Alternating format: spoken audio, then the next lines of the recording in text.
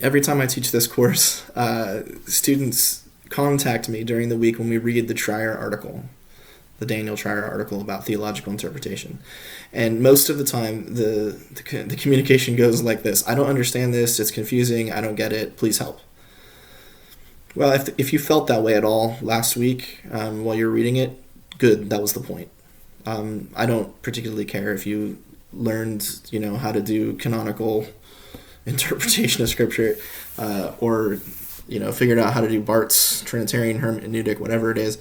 Those things that's years of study. The point was just to orient you to the fact that there's going to be times and places where you're going to get dumped in the deep end, and you're going to be asked to fend for yourself. And sometimes you're going to succeed, sometimes you're not, but ultimately it doesn't probably matter that much. Don't be discouraged.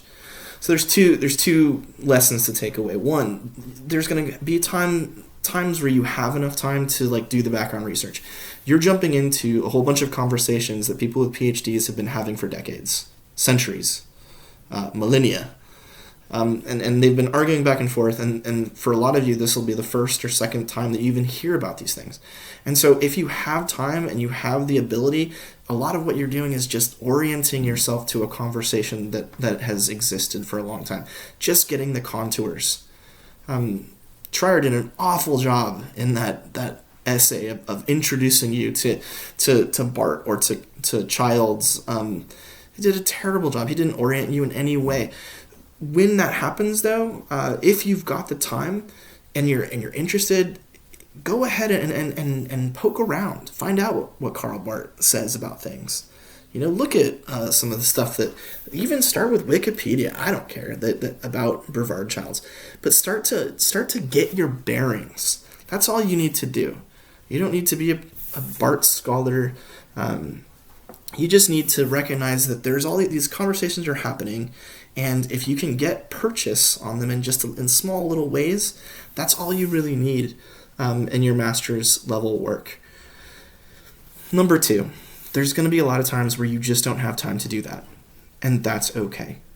For most of you, there's not going to be an inclination or a desire or let alone the time and energy to, dive into the church dogmatics and figure out what Barth thinks about the election of Jesus Christ from eternity or whatever.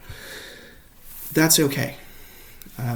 Your job here ultimately is to learn how to think, to argue, to be critical, to get a handle on material and be able to use that if you're going into ecclesial contexts to enrich your congregation, your own thinking about theological issues, that sort of thing. If you're planning on moving on to higher education stuff, then yeah, you do need to work a little harder to dig deep. But really, don't get lost in the weeds, and don't get bogged down, and don't be discouraged because something's difficult or confusing.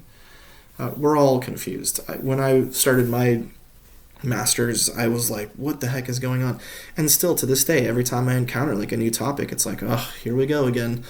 Another, couple centuries worth of conversation that I'm going to have to figure out and get to it as quickly as possible.